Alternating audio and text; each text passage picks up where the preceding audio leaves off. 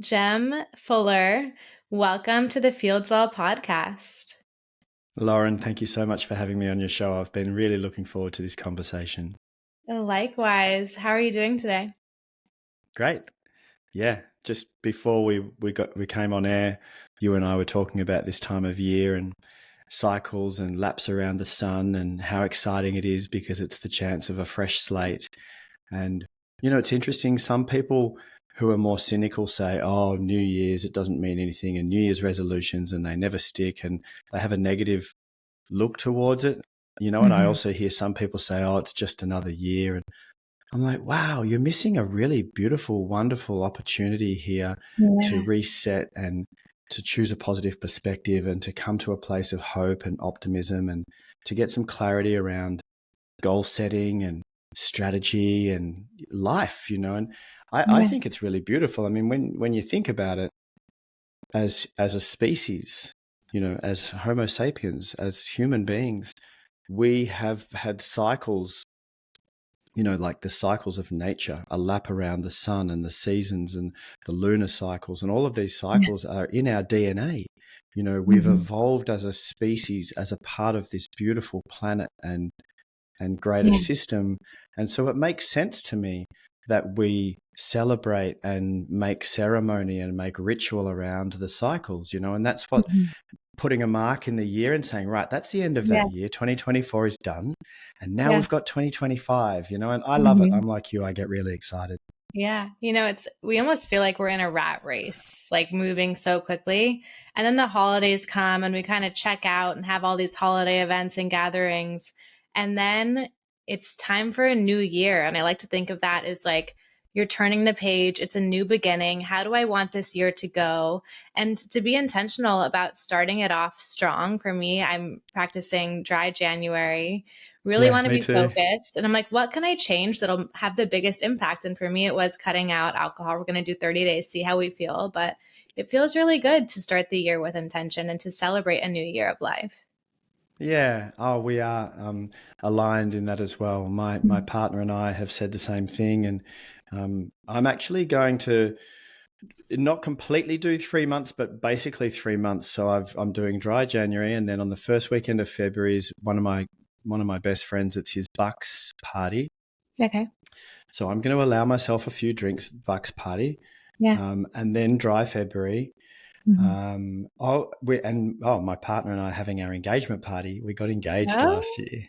So that's exciting. Congratulations. So exciting. Yeah, thank you. Wonderful. So at the engagement party, we'll have a couple of drinks there, nothing crazy. But basically I'm thinking the first 3 months as a full reset, and not just alcohol, but really cutting out most sugar, most complex carbs, exercising more. So last year I exercised on average 3 to 4 days a week.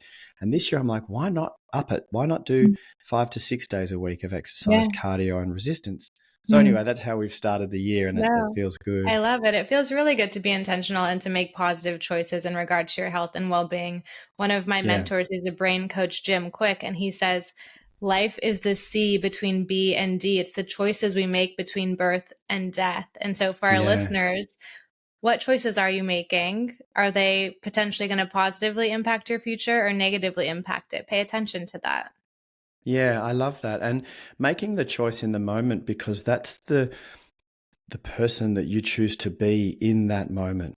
If we look at things always because of the end game. So if we're just going, I really don't want to go for a run, but I'm going to go for a run because I want to be that version of me in the future.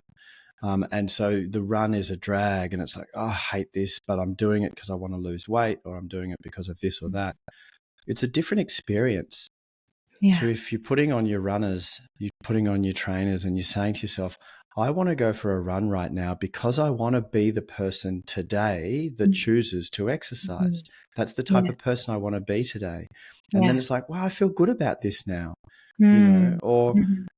Coming into work this year, I know we're only on the 9th of, well, for me in Australia, we're on the 9th of January in the future.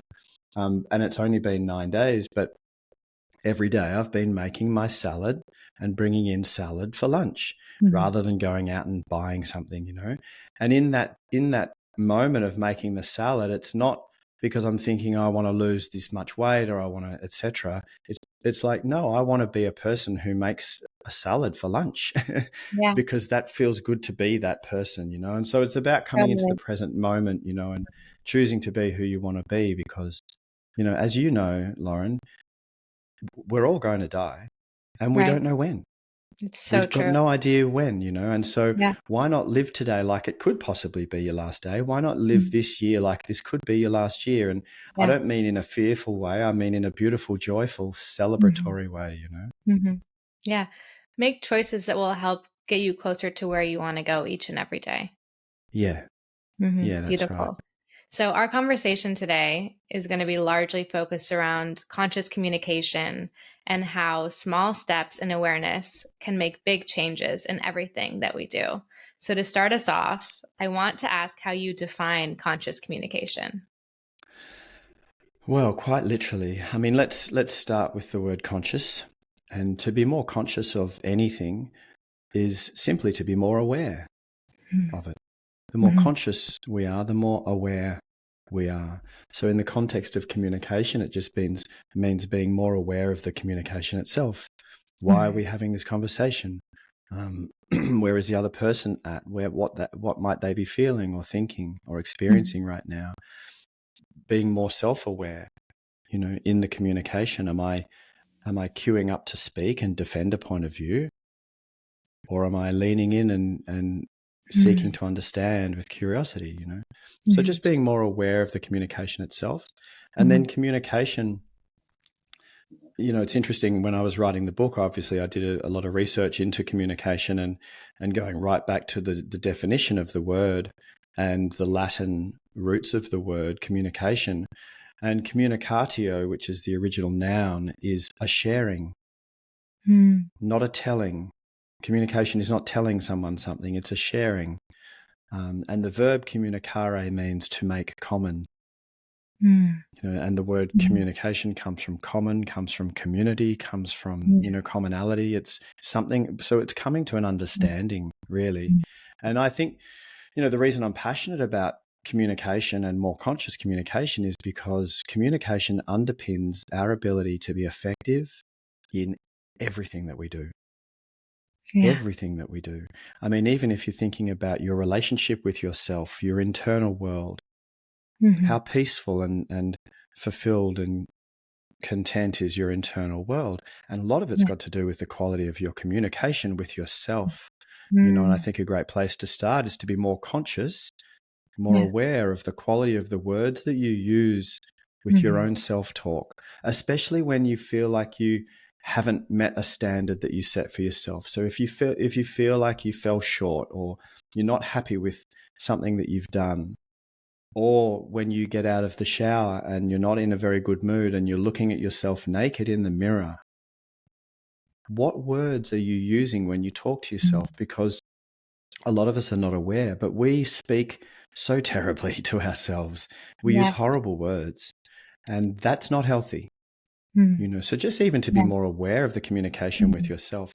But Mm. communication is our ability to take an idea and manifest that into reality. If you can't communicate the idea, it's never going to become reality. Communication is our relationships, obviously, you know, especially the ones that are most important to us, like that relationship at home with your loved one. Communication is the quality of that relationship, you know. So I think it's definitely something that's worth us paying more attention to. Yeah, you said so many things there that hit home for me, and I want to touch on a couple of them. The first is communication is our ability to turn our desires into reality. And I think a big thing for individuals is, as a coach, I say, okay, I can help you get whatever it is that you want, but you need to get really clear on what that is. And I think it can be really hard for people, even myself included, to get really clear on exactly what it is and to Yeah. communicate that effectively. Yeah. Yeah. And it can be a work in progress, you know, and a tip, and I'm sure you share this with your community and clients and the people that you work with. It's so important to put it in the positive language, in the towards language, what you're moving towards, not what you're moving away from. Mm. Because the way our brains work and the way we conceptualize and perceive and understand, the brain doesn't hear the word don't or not before a sentence. So, for example, if you're listening to this podcast and I say to you, whatever you do, don't think of a pink elephant. What do you have to think I of, right? see it. You think of a pink elephant, right? Yeah. If I really wanted you to not think of a pink elephant, a much more effective way for me to get that outcome would be for me to say to you, hey, I want you to imagine a little small green frog, right? Now, if I say imagine a small green frog, there's not much chance that you're going to think of a pink elephant if I Right. haven't mentioned it already, right? Yeah. So this is the same as when we are with our children and we're walking by a swimming pool and the ground is wet and slippery and we don't want our kids to slip over. If you say to your kids, hey kids, don't run, they hear the word run. They're just busting to run, right? So Right. rather than saying don't run, which is what you don't want, you say, hey kids, let's walk. Let's see how slowly we can walk together, right? So now they're hearing walk, slowly walk. Wow. And it's the same with anything. If you say, I want to get out of debt, and you keep doing your morning affirmations going, I'm going to get out of debt, I'm going to be debt free, you're actually focusing on debt. You're probably more likely to stay in debt. So the positive of that would be, I am creating financial freedom, I am creating abundance, I'm, whatever it is. So with that language around your mission statement, your affirmations, your sense of identity, first tip, put it in the towards language. Yeah. And I also want to touch on the way we talk to ourselves. And I've picked up on this a lot more lately after watching Joe Dispenza's Rewired on Gaia Network. And he said this one quote that really stuck with me. And it was that we have on average 60,000 thoughts a day. Up to 90% can be repetitive and up to 80% can be negative. So we have all of these thoughts, and to start to pay attention on how we're thinking and to kind of catch those negative thoughts and choose more positive thoughts instead, to rewire the subconscious mind, which I do through positive affirmations, through visualization, through mirror work, looking in the mirror saying, I love you, you're beautiful, you're strong, and so I've started to pay so much more attention about the way people talk to themselves. And I was like, you would never talk that way to someone you love, to a best friend, someone you care about. And it's like, this is your person. Yeah. This is, yes to everything you just said. It's so nice to meet someone else who does mirror work, because quite often when I say that I do mirror work, I do exactly the same thing as you. I look at myself in the mirror and I say, hey, I love you, completely. And you got this, etc. Right? And people look at me like, oh, you're a bit strange. And I remember when I first started doing mirror work, I used to feel a bit strange. I'm like, Jem, this is a bit weird. What are you doing? But now, because it's become natural, it's just so healthy. I think it's really beautiful. Yes to everything that you just said, and it's also nice to be able to let go of thoughts. We identify with our thoughts and we think that everything that we think is us thinking that. And so when a terrible thought pops up, we think that we're a terrible person. And it's just good to remember that you're not your thoughts. You are more the thoughts that you choose to focus on and to put energy into. But the fleeting thoughts that just come and go, and they're always coming and going. Yeah. Anytime you're not in conversation with someone else or watching the TV, or even when you are watching the TV, thoughts are coming and going all the time. But they are just stimuli. There's an external catalyst. You see something, smell something, hear something, and a thought pops up, and it's due to your past. And that thought doesn't define you, but people go, oh no, I had that terrible thought, I must be a terrible person. It's like, you didn't think that, it just happened. So it's nice to be able to, thoughts that you don't like, it's just let them go. Just let them go. I like to say, like clouds on a stormy day, let it pass. Yeah. And the idea that you're not the thought, but you're the one noticing the thought. Yes. And you can either hold on to that thought, or you can let it pass on by like a cloudy, like a cloud in the sky. Yeah. Yeah, I like that. Let it pass on by. I sometimes when I'm meditating, I like to imagine that I'm under the water in a river or a stream, and Mhm. the thoughts are all the ripples and the sunlight dancing off the ripples on the surface, and they're passing over, and I am the body of water, Mhm. and the thoughts are the sunlight bouncing off the ripples on the surface. It's beautiful.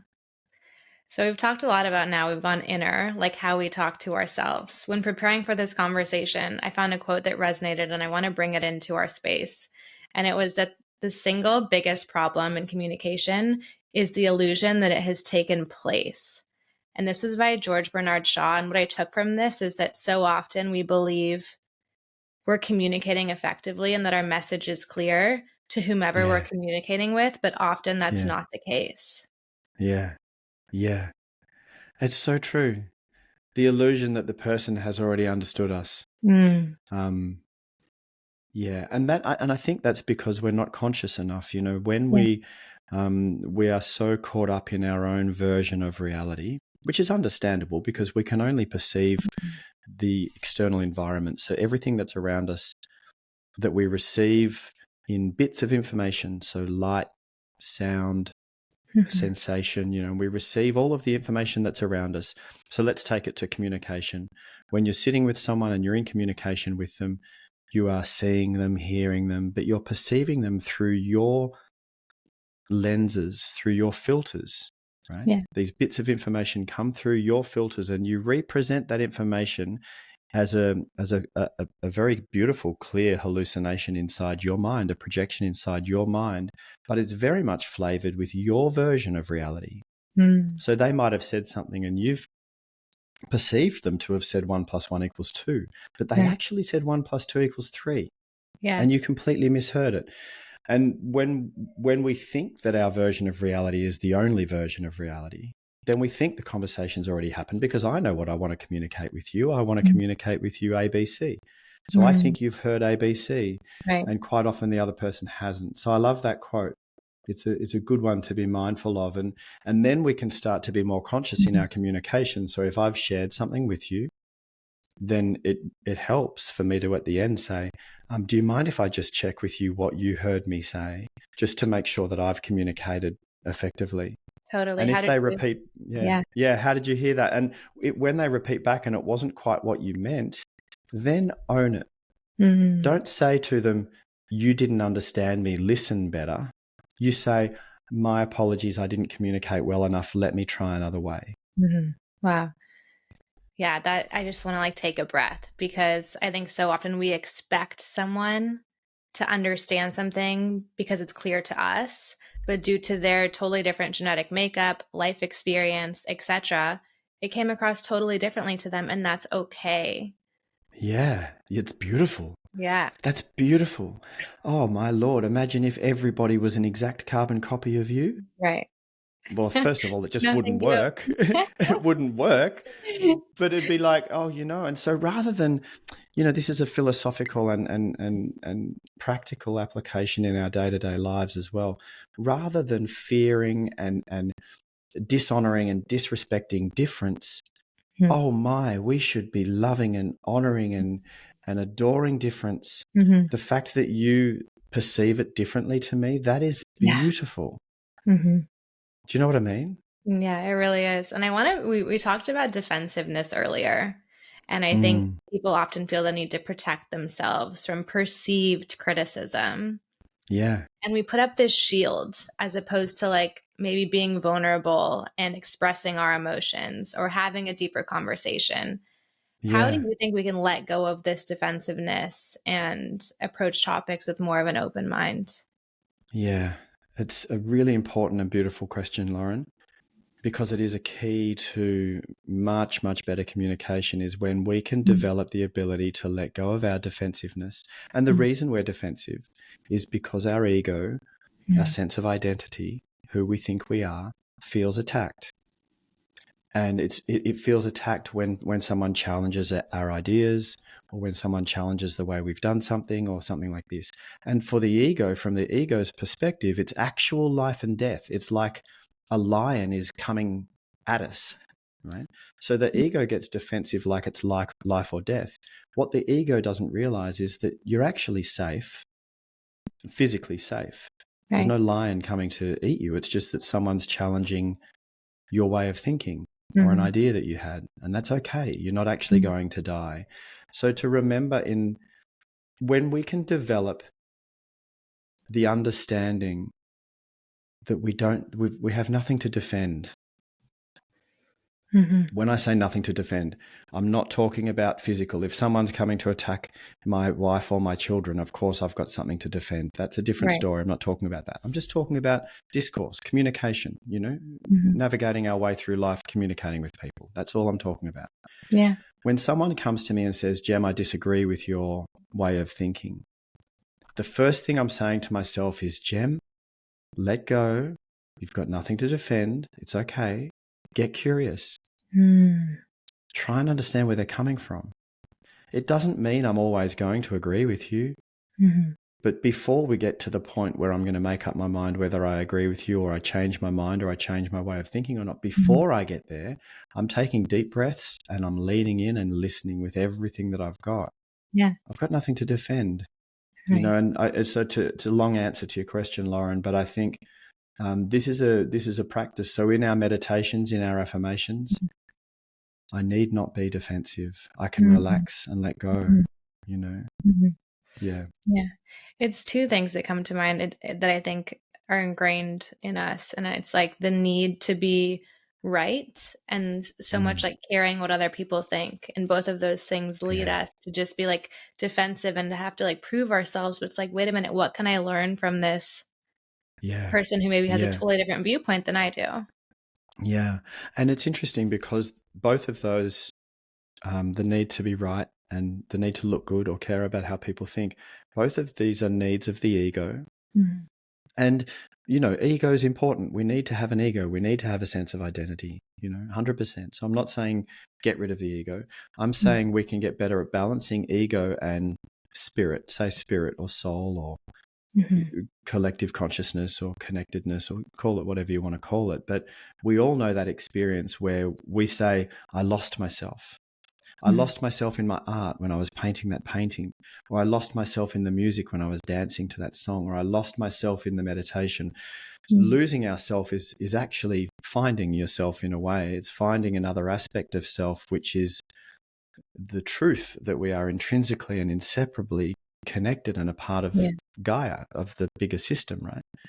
And so in the moment when we feel this desperate need to be right, or we feel this, we care so much about how we're being perceived or how we look, that's just ego. And it's nice to take a breath and put it to the side and say, hey, ego, I love you and I'm glad you're here, but just take a breath for a second.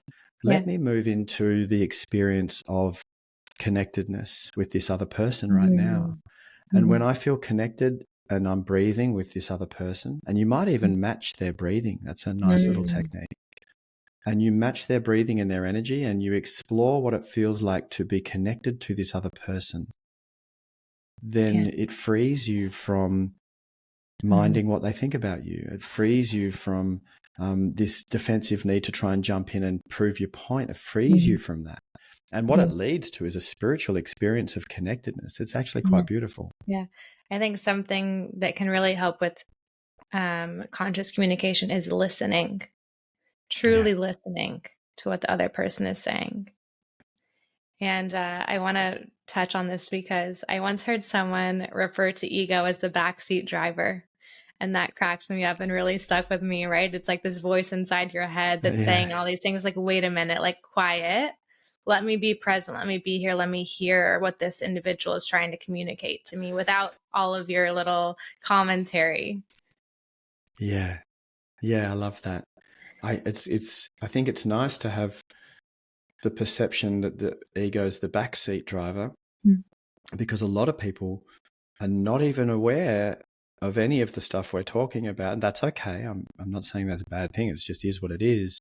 But for a lot of people, the ego is the front seat driver and they don't even know the ego is driving. Every reaction, every moment, every defensive thing, every time they jump in, every time they react, the ego is the reflex reaction. And it's fueled by fear, and it makes sense, and the fear coming, the base level fear coming from the amygdala is the most reflex reaction we have. If you and I were walking together through the forest and we heard a rustling in the leaves by the side of the path, the first thing is snake, Well, it is here in Australia anyway. I don't know about where you are. Not a ton of snakes in San Diego, but no, but you know what I mean. Our first reaction is, oh no, Yeah. Or if you work in the corporate office and you're sitting at your desk and you're working on your computer, and the CEO or the founding director walks into the room, the first thing you do is, you jump to attention. Is everything okay? Am I doing everything okay? But it's this fear. It's the first reactive thing that happens. And that very quickly fuels the ego. Am I okay? Am I looking good? Am I doing the right thing? Am I, And so to develop the ability to pause in that moment, to pause, take a few nice, long, deep breaths, let go. And just say to yourself, hey, ego, I see you, and thank you for being there to keep us safe. But we're safe right now. There's no lion coming to eat me. It's okay. And in that moment of pausing and taking some deep breaths and letting go of the need to defend, what happens is that this beautiful space of consciousness opens, and within that space, there's options. There's options on how to respond to the environment, and yeah, anyway, I could go on and on, but I just think it's a really beneficial practice. Because we are the only species who has the ability to pause between stimulus and response, and we get to choose our response. And I think that is like the pathway to freedom, is like being intentional and pausing. Yeah. Yeah, so true. It's the pathway to freedom. Exactly. Yeah. So say relationships have been ruptured, or a relationship has been ruptured through poor communication. How can individuals repair broken relationships and practice unconditional love in their lives? I think the first step is to, and I believe that in relationship, the only work that you should be focused on is the self-improvement work. I don't think it's your business to be telling the other person where they need to improve. Whether they choose to improve or not is their business. Even in intimate relationships, even with your spouse, your other half, your loved one. Now, you can talk about it. Obviously, intimacy is sharing as much as you can share with each other. That's intimacy. But I don't think it works to be saying, I think you need to. I think it would work. So you've got the ruptured relationship. There's been communication breakdowns. And then you've heard a podcast like this, or you've read a book and you've thought, oh, wow, I could be better in these ways in communication. I think the first step is to go to your partner, your loved one, or the person in the relationship and say, hey, I love you, and I want to do what I can do to be a better person in this relationship for you, and I've realized some areas in communication where I've fallen really short. And I just wanted to share with you that I'm going to be working on those. And those areas are, and then you share with them the areas that you want to work on in yourself. Yeah. Look at yourself in the mirror instead of pointing it to the other person and saying, hey, you did X, Y, Z. Yeah. And start with the highest reason why. Why do you want to have this conversation with them? So not the reason why is not because you want to go to them and say, when you do this, you make me feel that. Why do you want them to know that? And by the way, telling them that they make you feel something, that's giving away all your power. You're the victim now because you're at the whim of the external environment, and you are getting just, washed from pillar to post depending on the wind, the direction of the wind around you, right? Rather than saying, you make me feel like this, you can say, when you do that, I feel like this, or I get triggered. To own your stuff. But rather than going into the conversation starting with that, start with the real highest reason why you want to have this communication with them. Why do you want them to know that you get triggered? Well, because I don't want them to do that thing anymore. Why don't you want them to do that thing anymore? Well, because I don't want to get triggered. Why don't you want to get triggered? Well, because I want to be calm. Why do you want to be calm? Well, because then we can be in harmony together. Oh, why do you want to be in harmony together? Well, because I love them. And I love being with them, and I want to be close to them, and I want to be intimate, and I want to be harmonious together. Now we've got the real reason why. So when you approach that person, rather than saying, when you do this, go to them and say, hey, can I have a chat with you because I love you so much? And what I really hope for is us to be harmonious. Can I sit? I just want to share something with you. Is that okay? Yeah. And then you can go in and talk about your triggers and talk about how you want to improve and talk about how you want to get better at pausing and say to them, if you notice me in a moment when we're in discussion, if I start to get emotional and if I start to get triggered, if you notice me just taking a few deep breaths, the reason I'm doing that is because I want to get better at pausing and listening.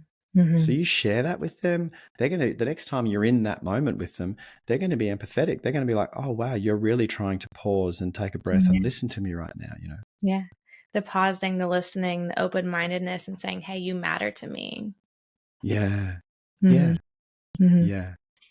So I believe that a big part of the way we communicate, it's not just words, but it's body language, it's energy, it's how we talk to, as I said, how we talk to ourselves, how we monitor our thoughts. So to stay centered, I'm a big one on routine. Meditations, we said the affirmation, visualization, reading, movement. What are some of your daily routines or mindfulness practices you have in place to cultivate inner peace? We have a lot in common. And also, just before I go through my daily routines, you mentioned also, I can't remember if we were recording already or whether you said it off air, but you mentioned about how the little 1% habits with consistency over time make massive differences. Yeah. And I remember a long time ago, I remember hearing Tony Robbins use an analogy for that. And he said, imagine you're hitting a golf ball, you're driving a golf ball from the tee off, and the little tiny 1% difference in the angle of the club, you might look down at the club and it's only 1% tilted that way. And you look down in the moment, you think, well, that's not going to make much difference. And then you hit the golf ball and the golf ball veers off and slices all the way over 2 fairways to the right. From that 1% little difference over the long hole makes such a big difference.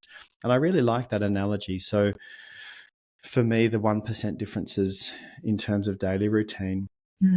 So I start my morning with meditation. Actually, the first thing I do, rather than just sitting up and meditating straight away, I like to wake myself up just a little bit so my meditation's a little bit more alert. So I wake up, I go out into the kitchen and I have my AG. AG1 is a natural supplement. I just ordered that, AG1. Oh, did you really? Everyone talking about it. It hasn't arrived yet, but I'm really excited to start. Oh, Talia and I have been using AG1 for about 3 years now. It's awesome. I love it. So I go out and I have my AG1. Depending on the time of year, if the sun has started to rise, if there's sunlight, I'll go and sit outside. Even if it's cold, I'll go and sit outside, have my AG1 and let my eyes have some minutes of sunlight. Not direct sunlight, so not looking directly at the sun, obviously, but just allowing the photons from the sun to enter the eyes first thing in the morning, sets up the circadian rhythm. So 12 hours later, you're naturally sleepy. Then I'll go back into my room and I sit on the floor. I have my meditation pillows set up and I sit and meditate for 20 minutes, mindfulness meditation. Then I go to get ready for the day. At the end of my shower, I have a full blast cold for 1 minute. Oh my which God, I don't enjoy. I don't enjoy it. But I've been doing this I was thinking about it this morning, actually. I think it's 2 years I've been doing this for now. Okay. Full blast cold. And what happens is that the full blast cold, you get a dopamine spike. And it's not a dopamine spike that just lasts for a brief period and goes back down again like a cheap high. Like, I don't know. I heard Andrew Huberman talking about this and he was saying, people who use cocaine, they do their cocaine and the dopamine goes up and then within, I don't know, half an hour, it's crashed back down again. So it's not like that. When you do the cold water exposure, the dopamine goes up and it stays elevated for 2 to 3 hours. Wow. So then when I get out of the shower, that's when I'm doing my affirmations. So I do my positive affirmations every morning.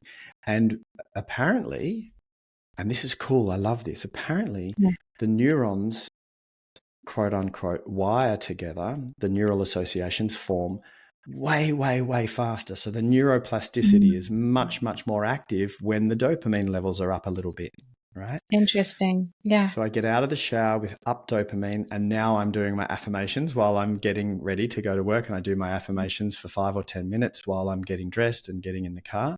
Yeah. Get in the car. So that's my morning bit. And then throughout the day, there's exercise, there's nature, got to get into nature. And there's also pause moments, I call them.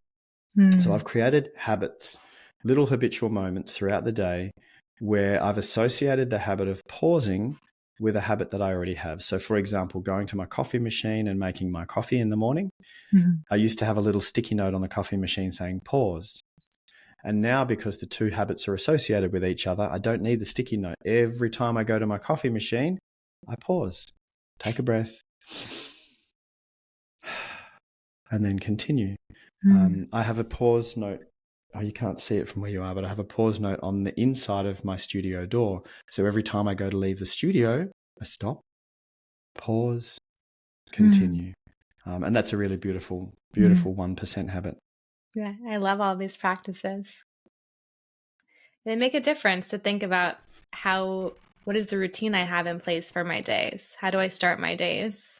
What are the moments I have to pause in between them? Am I getting my sunlight? Am I getting my nature time? All of these things make a really big difference.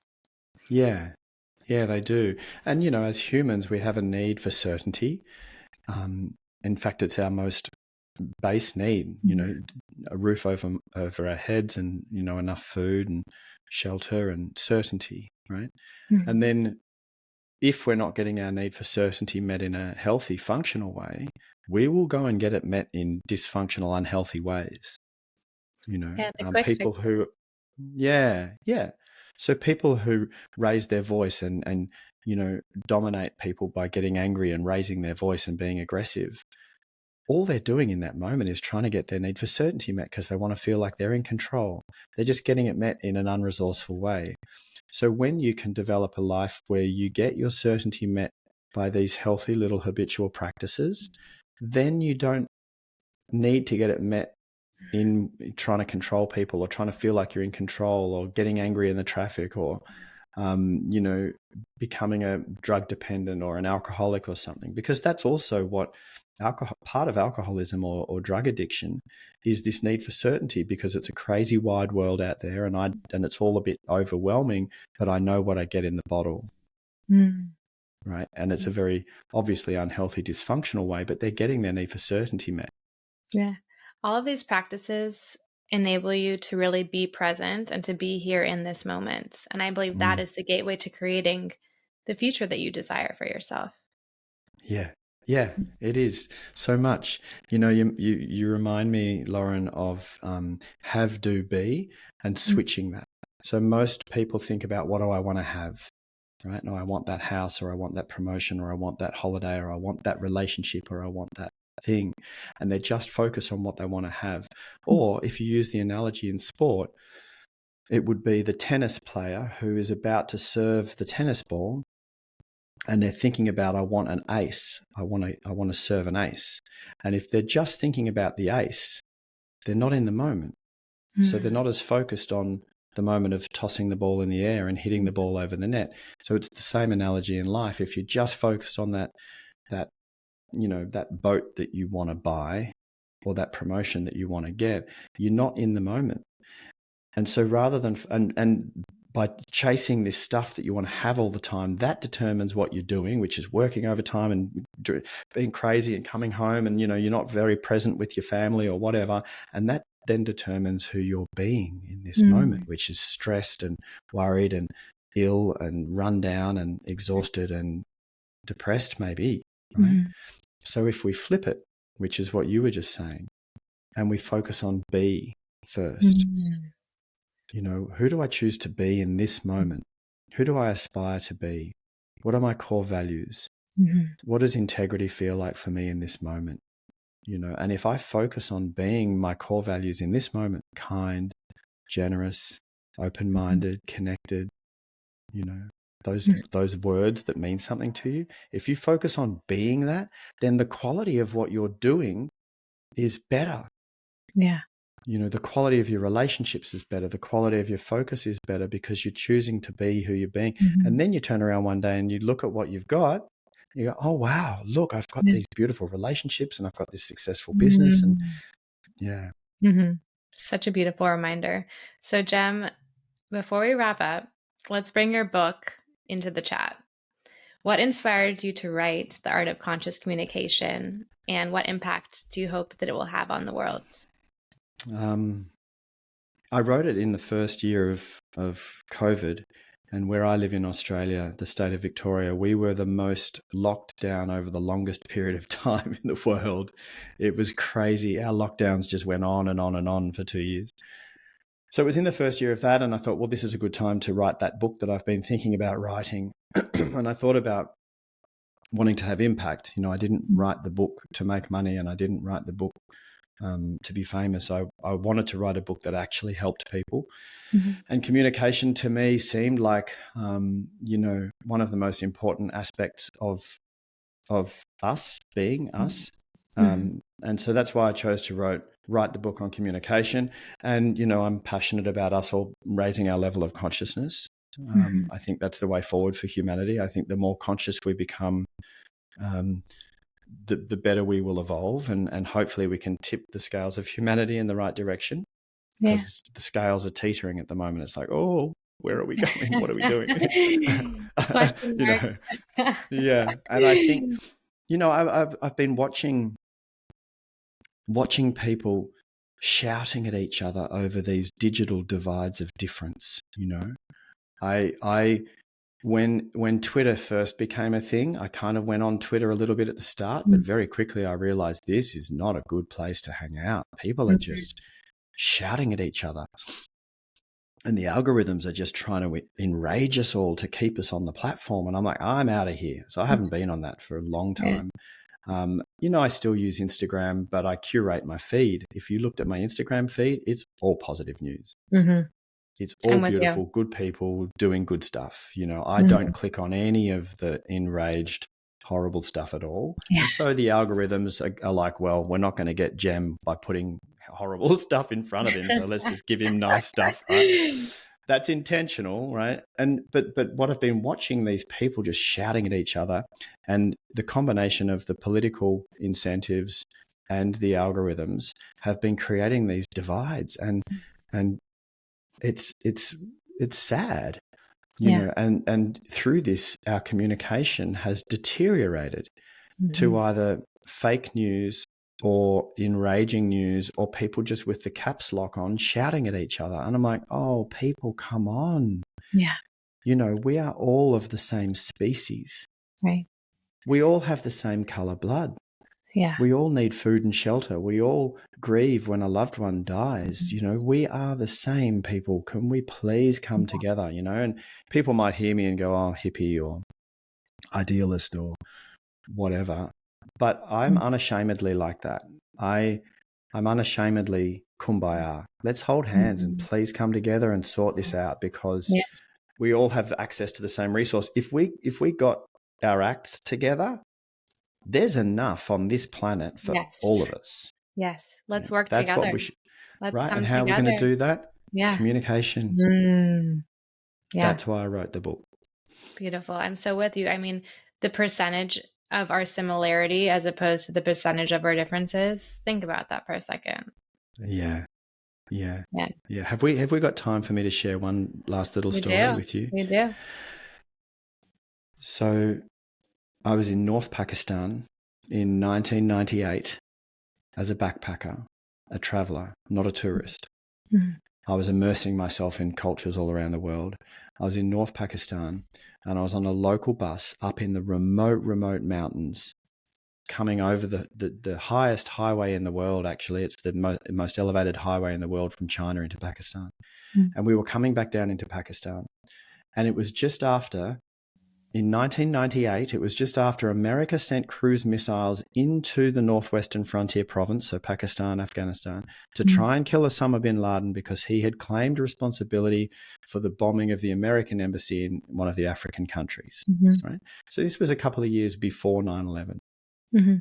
And I was sitting on a bus next to a young Pakistani local guy who was a university student. And because he was at university, he spoke a little bit of English. So we were having a conversation. He was this beautiful young man. And he was translating the front page of the newspaper because after these cruise missiles were sent into Pakistan, jihad was declared. And he was saying to me on the front page of the newspaper, they've declared jihad against the US. I was like, oh, okay. Yeah. Anyway, in our conversation, now he was a devout Muslim and I am a spiritual, I'm non-religious, but I'm very spiritual. But I don't follow religion. And he was devout Muslim. But he was interested in what we have in common. And he said this one thing to me, Lauren, that I will always remember. He said, Jem, if we cut your skin here, and he pointed to my forearm, if we cut your skin here and we cut my skin here, we have the same blood. He looked me in the eyes and he said, you and me, we're the same. And I almost started crying in that moment. I have tears in my eyes. Yeah. Yeah. And I felt so connected to this young man in this foreign country. And in that moment, it just stuck with me. And I'm like, wow, you're so right. You know, let me taste your food. Let me understand the Quran. Let me understand what Allah means to you. Let me understand Assalamu alaikum. Wa alaikum salam. Let me understand. I want to know you. You know, I want to know you, you know, and it doesn't mean that I want to be you as my ego, but as us as a collective, as a species, we're all in this together. We all come from the same stardust, right? That's honestly, I want to tie a big red bow on our conversation and say, let us enter relationships, conversations with this notion of like, I want to understand you, as opposed to I have something to prove. Yes. And just walk into a room with that kind of intention, because I think it will change so much about what you learn and how you perceive people and situations. Here. Jem, is there anything you'd like to leave our audience with today? Yeah. You made it. You made it. You made it to this moment, being this version of you, and you are exactly, precisely where you're supposed to be in this moment. And you are exactly, precisely the version of yourself that you're supposed to be in this moment. You made it. And I know that this is completely true because reality tells us, all right? And you can argue with reality if you want to, but reality will win only 100% of the time. Thank you. And where can our listeners find you? Jemfuller.com leads you to everything. There's online courses and there's free ebooks, and you can reach out to me through the contact form. Instagram, Facebook, LinkedIn, Jem Fuller. If you're interested in coming away with us, it's a really, really special program that we run. It's a 14-day immersion in the Himalayan mountains in India. And that's in October. If you're interested in that, go and check out meaningonthemountain.com.au. That's meaning as in meaning of life. Amazing, Jem. Thank you so much for coming on today. Thanks for having me, Lauren.